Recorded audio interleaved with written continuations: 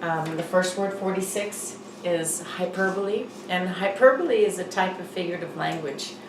We did figurative language in week 8, and this is a type of figurative language, hyperbole, that uses exaggeration to express strong emotion, make a point, or evoke humor.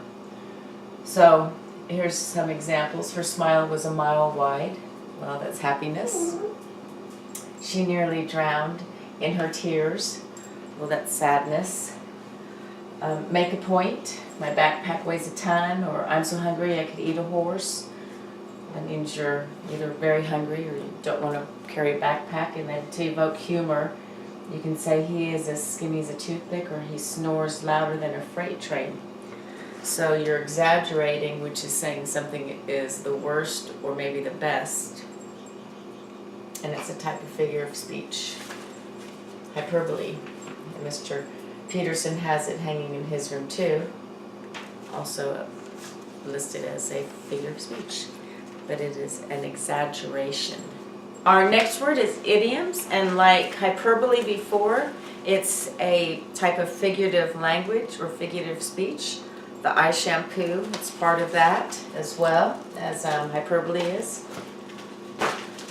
But it is an expression, which means a saying that means something other than the literal meaning. So just like all other figurative language, it kind of is not the literal meaning, it means something else. So when it says it's a piece of cake, we're not talking about cake at all. We're talking about it being easy. If you call it a day, well, that's just ending the day. Some others, hold your horses, slow down, over the moon, means you're crazy about somebody. Here's one, cat got your tongue, means you can't talk.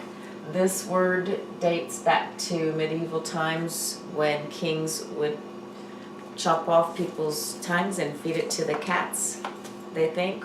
Or it was in a magazine in 1881 where it was talking about witches, their cats.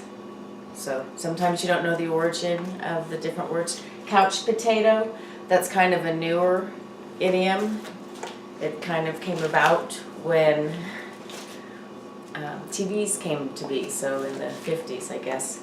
Maybe that started evolving and people became more sedentary, just sitting there watching TV.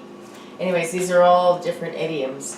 There's different types. There's American idioms. There's idioms from every country, every region. Our next word is imagery. And if you can see the word image in imagery, it's what you imagine. It talks to your senses. It's a description that appeals to our senses. We have 5 senses: sight, sound, smell, taste, and touch. And if you can just imagine your senses. For smell, the aroma of coffee filled the room. For sound, the crackling of the campfire and the popping of the logs filled the silence. Over here we have the bright sun was shining in the sky without a cloud to be seen. You can see it.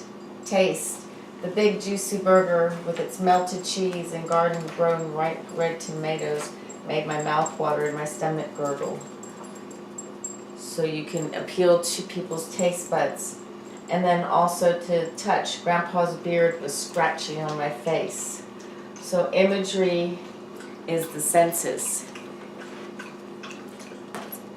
And you notice it's not a figurative language because the words that you're saying mean exactly what you're saying.